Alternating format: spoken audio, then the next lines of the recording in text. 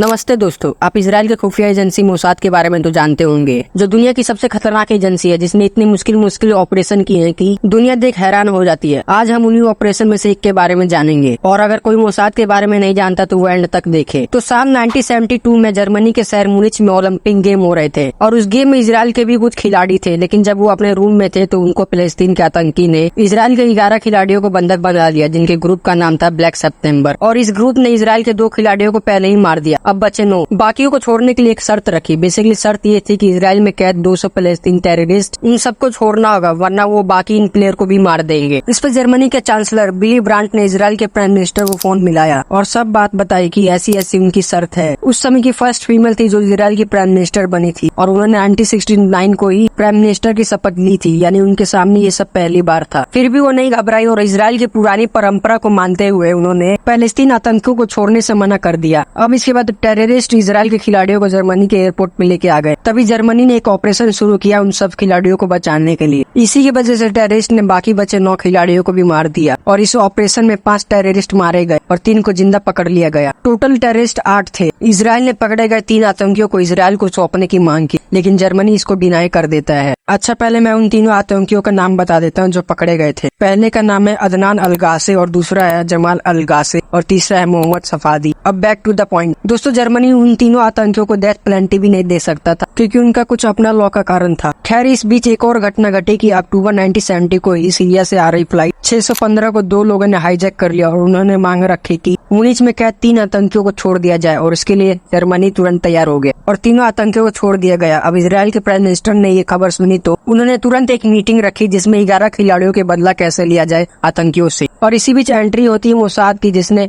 20 से 35 आतंकियों की लिस्ट बनाई और एक ऑपरेशन चालू किया जिसका नाम था रेथ ऑफ गॉड। इस ऑपरेशन को चालू किया गया 16 अक्टूबर 1972 के दिन, जब ब्लैक सितंबर टेररिस्ट ग्रुप का एक लीडर मोहम्मद हमसारी, जो मोसाद के डर से अपने अपार्टमेंट में छुप के बैठा था, लेकिन एक दिन उसको एक प्रेस रिपोर्टर का कॉल आता है कि वो उनसे मिलना चाहता है। इसलिए मोहम्मद उससे मिलने चल जाता है। तभी मोसाद के कुछ लोग पीछे से उसके घर में घुसते हैं और उसके फोन में एक बम लगा देते हैं। अब आप सोचोगे कि मोहम्मद अपना फोन क्यों नहीं ले गया, तो मैं आपको बता दूं कि बड़े बड़े लोगों के पास बहुत सारे फोन होते हैं। खैर, बैक टू टॉपिक। जब मोहम्मद घर आया तो उसको एक कॉल आता है उसी फोन पे, और जैसे ही वो पिक वाला बटन दबाता है वैसे ही वो फोन ब्लास्ट हो जाता है और मोहम्मद घायल हो जाता है, लेकिन उसको किसी तरह हॉस्पिटल पहुंचाया गया, पर वो वहाँ पे दम तोड़ देता है। एक बात मैं आपको बता दूं कि मोसाद जिनको भी मारता है उससे पहले वो उनके घर पे फ्लावर भेजता था, और उसमें एक कार्ड होता था जिसमें लिखा होता था कि हम ना भूलते, हम ना माफ करते। देख रहे हो, बदला लेने का तरीका थोड़ा कैजुअल है। दोस्तों, मोसाद की लिस्ट में जिन जिन का भी नाम था उनको एक एक करके मार डाला गया, और रेथ ऑफ गॉड 20 साल तक चला, क्योंकि जर्मनी से छूटे वो 3 आतंकियों में से 2 आतंकियों को मार दिया गया था। लेकिन अभी भी एक आतंकी बागी था जिसका नाम था जमाल अलगासी। कहा जाता है कि वो अफ्रीका के देश तुनिसिया में जाके छुप गया था, और आखिरी बार उसको एक डॉक्यूमेंट्री में देखा गया था साल 1990 में, जिसका नाम था वन डे इन सितंबर, जिसमें उस आतंकी का इंटरव्यू भी शामिल था। और ये स्टोरी यहीं खत्म होती है। दोस्तों, अगर वीडियो अच्छा लगा तो लाइक और सब्सक्राइब कर देना। एंड तक वीडियो देखने के लिए धन्यवाद। नमस्ते।